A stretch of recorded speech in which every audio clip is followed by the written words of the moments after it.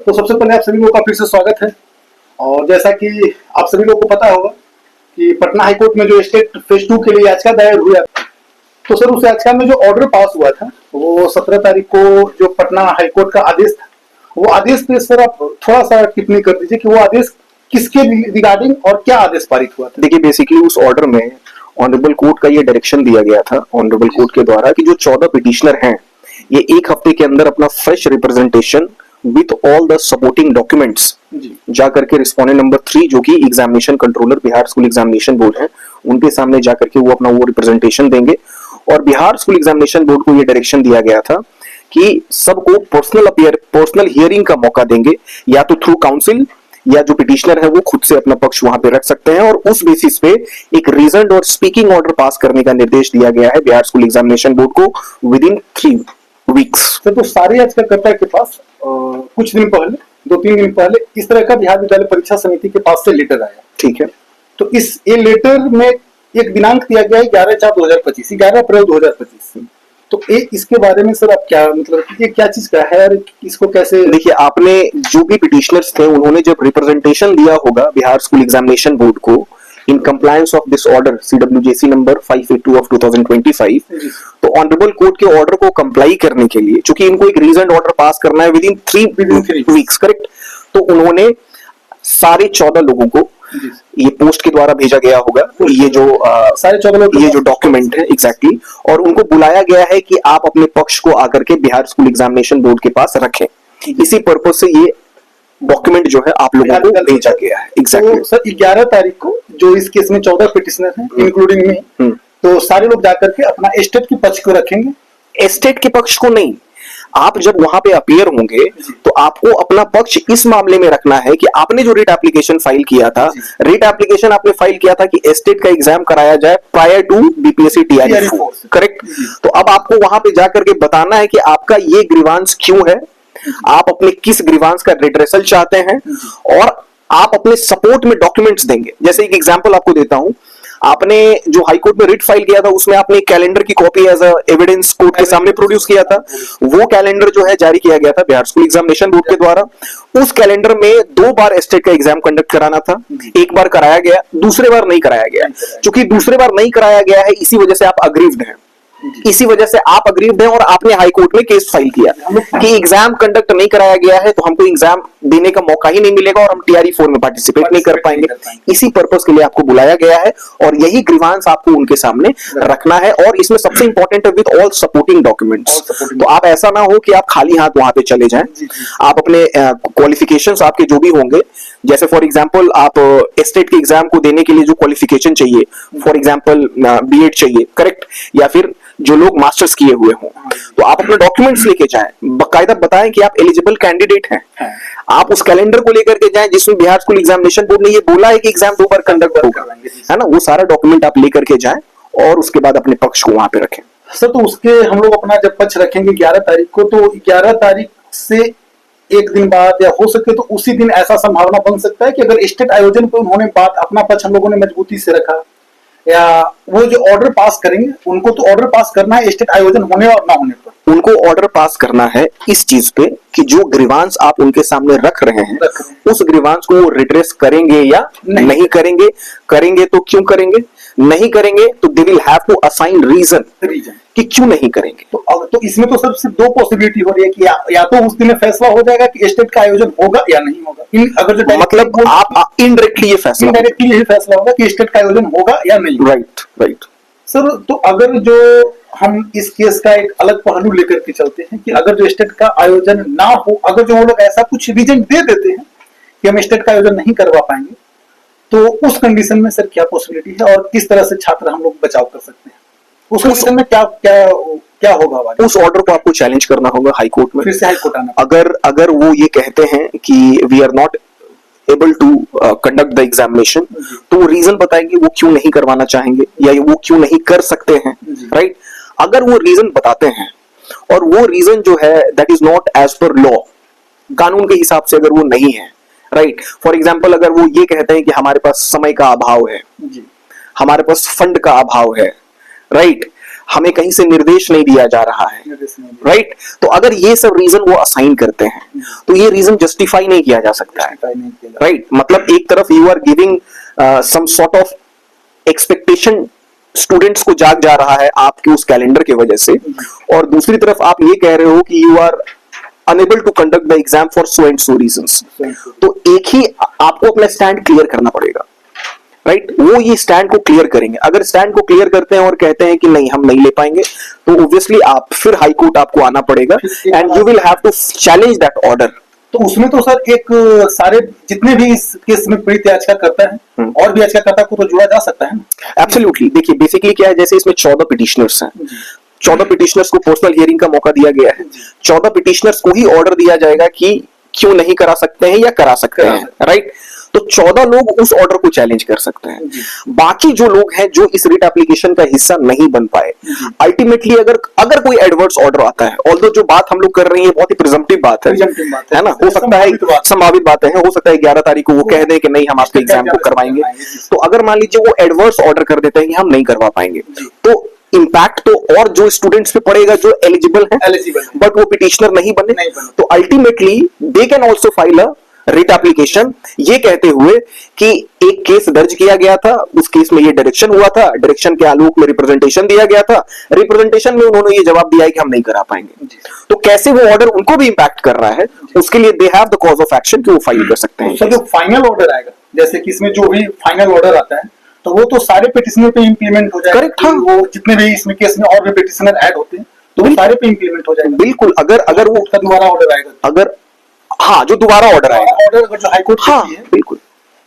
Sir इसमें कभी कभी ऐसा संभावना बनता है, तो संभावना का चर्चा थोड़ा सा जब स्टेट के रिगार्डिंग जब कोई पटना हाईकोर्ट में केस याचिका जो दायर हुआ था 9599 ऑफ 2023, सर वो याचिका एक बहुत टीआरयू 1 के पहले का वो याचिका था। टीआरयू 1 के पहले स्टेट का एग्जामिनेशन नहीं हुआ था, ठीक है, कुछ सब्जेक्ट्स में स्टेट का एग्जामिनेशन नहीं हुआ था। उसमें म्यूजिक 30 सब्जेक्ट था या और भी सब्जेक्ट था, उसमें स्टेट का एग्जामिनेशन नहीं हुआ था। तो बच्चे हाईकोर्ट चले गए और हाईकोर्ट जाने के बाद वो फॉर्म भराने के टाइम के बाद वो बच्चे हाईकोर्ट चले गए। उसके बाद हाईकोर्ट में उन सारे बच्चे को, यहाँ पे थोड़ा सा करेक्ट कर दूंगा मैं आपको, उन सारे बच्चे को इस ऑर्डर का एक बार व्याख्या आप कर दीजिए। हाँ ये देखिए बेसिकली इसमें जो मेरी समझ है इस ऑर्डर को लेकर के, इसमें हुआ ये था कि बीपीएससी का नोटिफिकेशन आ गया था।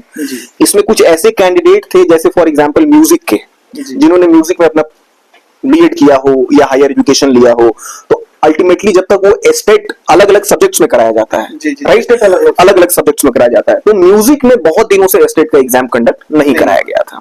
तो जब तक ये जो पिटिशनर्स थे इस केस में जो सीडब्ल्यूजेसी की आप चर्चा कर रहे हैं 9599 ऑफ 2023, तो म्यूजिक का एग्जाम चूंकि एस्टेट के द्वारा कंडक्ट ही नहीं किया गया था और बीपीएससी का फॉर्म आ गया था, तो अल्टीमेटली ये एलिजिबल होते हुए भी बीपीएससी का एग्जाम देने में एलिजिबल नहीं थे क्योंकि एस्टेट क्वालिफाई इन्होंने नहीं किया था। सेम तो केस सिचुएशन हम लोग के साथ सिचुएशन सिमिलर है कि हम लोग को तो और कह के वो एग्जाम, करेक्ट, जैसे आपके पास एक कैलेंडर है, आपका बेसिस, आपका केस का आधार जो है वो कैलेंडर है, राइट, और कैलेंडर जो है वो आपको एक लेजिटिमेट एक्सपेक्टेशन देता है कि अगर कैलेंडर को अपलोड किया गया है अथॉरिटीज के द्वारा तो वो उस कैलेंडर को कंप्लाई करेगी, राइट। तो इस केस में ये हुआ था कि एस्टेट का एग्जाम अब हुआ ही नहीं था तो ये बीपीएससी भी नहीं दे सकते थे। तो अल्टीमेटली जब बीपीएससी का वैकेंसी आया था तो इन्होंने हाईकोर्ट में रिट फाइल किया था कि एस्टेट हुआ नहीं है तो हम बीपीएससी के एग्जाम को देने में सक्षम नहीं है, हम फॉर्म ही नहीं भर सकते हैं।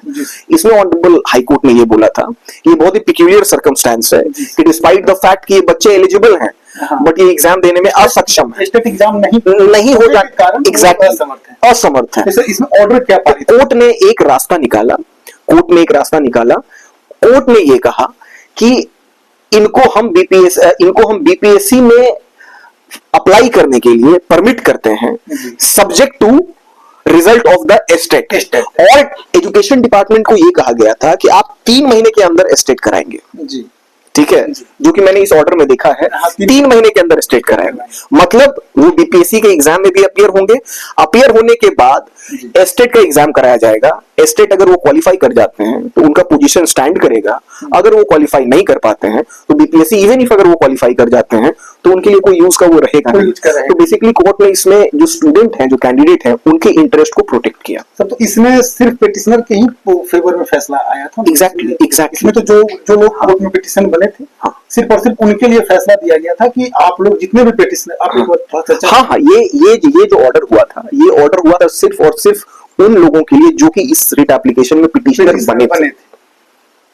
ऐसा आपको कहीं से लगता है कि सेम सिचुएशन हम लोग के साथ भी होने का उम्मीद में संभावना है? ऐसे तो वो तो सारा मामला 11 तारीख को क्लियर चल जाएगा, लेकिन क्या ऐसा भी होने का संभावना है कि केस अगर जो लंबा जाता है या इस केस में कुछ ऐसा सर्कमस्टांस आ जाता है जिसके कारण इस तरह का भी ऑर्डर पास होने का, ऐसे कुछ कहा नहीं जा सकता क्या ऑर्डर अगर जो स्टेट का ही आयोजन हो जाए तो, लेकिन इस तरह के ऑर्डर भी पास होने का संभावना बन सकता है या नहीं? आप इस ऑर्डर की बात कर रहे हैं 9599 तरह का ऑर्डर, क्योंकि हाईकोर्ट तो सर वो अपना पिछला दिया हुआ ऑर्डर को रिपीट भी कर एग्जैक्टली इसको प्रेसिडेंट कहते हैं। इसको प्रेसिडेंट कि हाईकोर्ट ने अगर एक सिमिलर सर्कमस्टेंस में कभी कोई ऑर्डर पास किया हो और उसी तरह का कोई मैटर उनके पास आया हो, on the doctrine of precedence उस ऑर्डर को वो फॉलो करके, उस ऑर्डर को वो अप्लाई करके सिमिलर रिलीफ उस केस में प्रोवाइड करते हैं, तो बिल्कुल कर सकते हैं। तो उसमें तो सिमिलर रिलीफ सिर्फ और सिर्फ पेटिशनर को ही मिलने का संभावना हो। देखिए इस केस में क्या था कि इस केस में लिमिटेड पिटिशनर्स थे, है ना, तो ऑर्डर भी लिमिटेड पिटिशनर्स के लिए ही हुआ था, क्योंकि मेरे ख्याल से जो पोर्टल था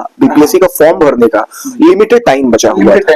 इसी वजह से सिर्फ जैसे राइट्स 2 तरह के होते हैं, ये आप लोगों को भी पता होना चाहिए जो स्टूडेंट्स हैं। एक होता है राइट इन रेम, एक होता है राइट इन पर्सोनेम, ठीक है। तो जब आप रिट एप्लीकेशन फाइल कर रहे हैं तो वो जो ऑर्डर होता है कभी कभी वो राइट इन पर्सोनेम हो जाता है, ठीक है, कि वो सिर्फ उन्हीं लोगों पे अप्लाई होगा, उन्हीं लोगों पे अप्लाई होगा, ठीक है। तो ये डिस्क्रिशन होता है कोर्ट का।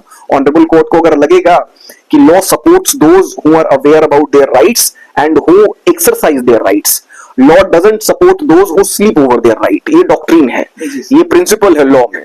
क्या आपको जानकारी है कि हमारे पास कोई फंडामेंटल राइट है या हमारे पास कोई पर्टिकुलर राइट है, बट आप उस राइट को एक्सरसाइज नहीं कर रहे हो, और अगर कर भी रहे हो तो लेट कर रहे हो, कर भी रहे हो। जैसे एग्जामिनेशन का फॉर्म कल तक भरने का है, आप आज रिट एप्लीकेशन फाइल करें, कोर्ट आपसे सवाल पूछेंगे कि आप इतने दिन से क्या कर रहे हैं। तो अभी सर तो हम लोग के पास एक इनफ समय है, 2-3 महीने। मुझे ऐसा लगता है कि आप लोगों को बिल्कुल ऑप्टिमिस्टिक रहना चाहिए, ठीक है। स्टेट का आयोजन का ज्यादा ही पॉसिबल, मुझे ऐसा लगता है कि स्टेट का एग्जामिनेशन कंडक्ट होगा, होना चाहिए। नहीं होगा तो considering the nature of the case, considering the future of these number of students, जो ऑनरेबल कोर्ट है वो स्टूडेंट के पक्ष में फैसला करेगी। मतलब ये मैं श्योरिटी के साथ नहीं कर रहा हूं, रीजन बीइंग कि हर केस का सर्कमस्टेंसेस अलग अलग होता है, फैक्ट्स अलग अलग होते हैं। आप एक स्टेट एग्जाम के कारण इतने सारे कैंडिडेट को आप अधिकार का यहाँ पर हनन है, बिल्कुल आपके राइट्स का यहाँ पे वॉल्यूशन की बात हो रही है। तो सर और इस केस में एक पहले के केस में इस तरह का जजमेंट आया हुआ था, जिस जजमेंट में इस तरह का आदेश पारित पहले भी हो चुका था कि सिर्फ और सिर्फ उस कंडीशन में होता है जब ये सिचुएशन, जब टीआरई का फॉर्म निकल जाए तब जजमेंट आए। लेकिन ये जजमेंट सारे लोग पर एप्लीकेबल हो जाता है कि सारे जो पिटिशनर बनेंगे आगे चल के 2000 बने या 3000 बने या 4000 बने या 10,000 भी संख्या जा सकती है। देखिए मेरी अंडरस्टैंडिंग ये कहती है कि अगर एक बंदा भी केस फाइल करे, ठीक है, और कोर्ट को लगे कि ये मामला बहुत ही ज्यादा गंभीर है और इस ऑर्डर से बहुत लोग इंपैक्ट कर सकते हैं, तो उस ऑर्डर में कभी कभी कोर्ट ये भी करती है कि ऑर्डर जो है ये बाइंडिंग सब पे होगा, सब पे होगा, सब लोगों को इस ऑर्डर का लाभ मिलेगा। या फिर अगर उस प्रिंसिपल पे चले जाएं कि law doesn't support who sleep over their right, तो उसमें सिर्फ उस एक बंदे को मिलेगा जो केस फाइल करे। करेक्ट, यानी कि 2-3 पॉसिबिलिटी है जिसपे आप चर्चा की है, और उम्मीद है कि जो आगे आने वाला हम लोग का 11 तारीख है वो सारे स्टेट अभ्यर्थी के लिए एक महत्वपूर्ण दिन है, और उस दिन स्टेट आयोजन होने और ना होने पर फैसला ले लिया जाएगा। तो जैसे ही 11 तारीख को हम लोग बिहार विद्यालय परीक्षा समिति में जाते हैं, क्या निर्णय निकल के आता है सबसे पहले आपको इसी चैनल के थ्रू बताया जाएगा। और जो लोग अभी स्टेट के अभ्यर्थी हैं, जो इस चैनल के वीडियो के डिस्क्रिप्शन में टेलीग्राम का लिंक दिया हुआ है, वहां से आप जुड़ जाएं और स्टेट बिफोर TRE4 की मुहिम में जो हम लोग का संघर्ष है उसमें साथ दें, क्योंकि ये सिर्फ एक मेरी लड़ाई नहीं है, ये सारे 1 लाख स्टेट अभ्यर्थियों की लड़ाई है और सारे को साथ आना पड़ेगा। और यकीन मानिए स्टेट का आयोजन या तो होकर के रहेगा और नहीं तो जैसा भी सिचुएशन और परिस्थिति आगे आने वाला समय में बनता है, आपको तुरंत ही उस ग्रुप के माध्यम से और इस वीडियो चैनल के माध्यम से आपको तुरंत प्रोवाइड कर दिया जाएगा। ठीक है, आप लोग का धन्यवाद।